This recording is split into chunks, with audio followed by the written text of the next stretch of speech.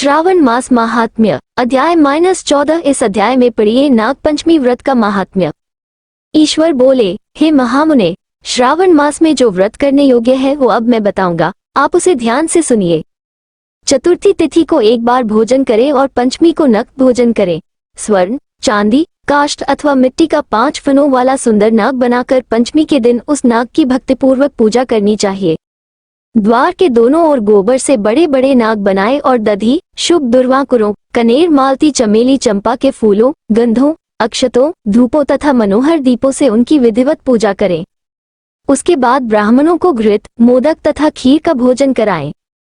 इसके बाद अनंत, वासुकी, शेष, पद्मनाभ, कंबल, करकोटक, अश्व, 8वां धृतराष्ट्र, शंखपाल, कालिया तथा तक्षक इन सब नागकुल के अधिपतियों को तथा इनकी माता कद्रू को भी हल्दी और चंदन से दीवार पर लिखकर फूलों आदि से इनकी पूजा करें। भज राधे यूट्यूब चैनल की सभी धार्मिक, आध्यात्मिक एवं धारावाहिक पोस्टों के लिए हमारे यूट्यूब चैनल को फॉलो तथा लाइक करें और अपने सभी भगवत प्रेमी मित्रों को भी आमंत्रित करें। इसके बाद बुद्धिमान को चाहिए कि वामी में प्रत्यक्ष नागों का पूजन करे और उन्हें दूध पिलाएं, घृत तथा शर्करा मिश्रित पर्याप्त दुग्ध उन्हें अर्पित करे। उस दिन व्यक्ति लोहे के पात्र में पूरी आदि ना बनाए। नैवेद्य के लिए गोधूम का पायस भक्तिपूर्वक अर्पण करें। भुने हुए चने, धान का लावा तथा जौ सर्पों को अर्पित करना चाहिए और स्वयं भी उन्हें ग्रहण करना चाहिए। बच्चों को भी यही खिलाना चाहिए, इससे उनके दांत मजबूत होते हैं। सांप की बाम्बी के पास श्रृंगार युक्त स्त्रियों को गायन तथा वादन करना चाहिए और इस दिन को उत्सव की तरह मनाना चाहिए। इस विधि से व्रत करने पर सर्प से कभी भी भय नहीं होता है। हे विप्र, मैं लोगों के हित की कामना से आपसे कुछ और भी कहूंगा। हे महामुने, आप उसे सुनिए। हे वत्स, नाग के द्वारा डसा गया मनुष्य मरने के बाद अधोगति को प्राप्त होता है और अधोगति में पहुंचकर वह तामसी सर्प होता है। इसकी निवृत्ति के लिए पूर्वोक्त विधि से एक भुक्त आदि समस्त कृत्य करें और ब्राह्मणों से नाग निर्माण तथा पूजा आदि आदर पूर्वक कराएं। इस प्रकार 12 मासों में प्रत्येक मास में शुक्ल पक्ष की पंचमी तिथि को इस व्रत का अनुष्ठान करें और वर्ष के पूरा होने पर नागों के निमित्त ब्राह्मणों तथा सन्यासियों को भोजन कराएं।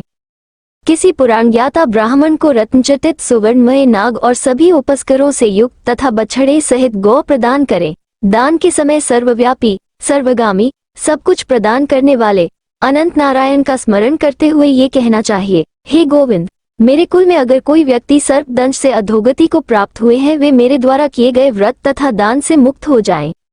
ऐसा उच्चारण करके अक्षत युक्त तथा श्वेत चंदन मिश्रित जल वासुदेव के समक्ष भक्तिपूर्वक जल में छोड़ दें। भज राधे यूट्यूब चैनल की सभी धार्मिक, आध्यात्मिक एवं धारावाहिक पोस्टों के लिए हमारे यूट्यूब चैनल को फॉलो तथा लाइक करें और अपने सभी भगवत प्रेमी मित्रों को भी आमंत्रित करें। हे मुनिसतम, इस विधि से व्रत के करने पर उसके कुल में जो सभी लोग सर्प के काटने से भविष्य में मृत्यु को प्राप्त होंगे या पूर्व में मर चुके हैं, वे सब स्वर्गगति प्राप्त करेंगे। साथ ही हे कुलनंदन, इस विधि से व्रत करने वाला अपने सभी वंशजों का उद्धार करके अप्सराओं के द्वारा सेवित होता हुआ शिव सान्निध्य प्राप्त करता है। जो मनुष्य वित्शाठ्य से रहित होता है, वही इस व्रत का संपूर्ण फल प्राप्त करता है। जो लोग शुक्ल पक्ष की सभी पंचमी तिथियों में नित्य व्रत करके भक्ति संपन्न होकर पुष्प आदि उपहारों से सौभाग्यशाली नागों का पूजन करते हैं, उनके घरों में मणियों की किरणों से विभूषित अंगों वाले सर्प उन्हें अभय देने वाले होते हैं और उनके ऊपर प्रसन्न रहते हैं। जो ब्राह्मण गृहदान का प्रतिग्रह करते हैं, वे भी घोर यातना भोग कर अंत में सर्पयोनि को प्राप्त होते हैं। हे मुनिसतम, जो कोई भी मनुष्य नागत्या के कारण इस लोक में मृत संतानों वाले अथवा पुत्रहीन होते हैं और जो कोई मनुष्य स्त्रियों के प्रति कार्पण्य के कारण सर्पयोनि में जाते हैं, कुछ लोग धरोहर रखकर उसे स्वयं ग्रहण कर लेते हैं अथवा मिथ्या भाषण के कारण सर्प होते हैं अथवा अन्य कारणों से भी जो मनुष्य सर्पयोनि में जाते हैं, उन सभी के प्रायश्चित के लिए यह उत्तम उपाय कहा गया है।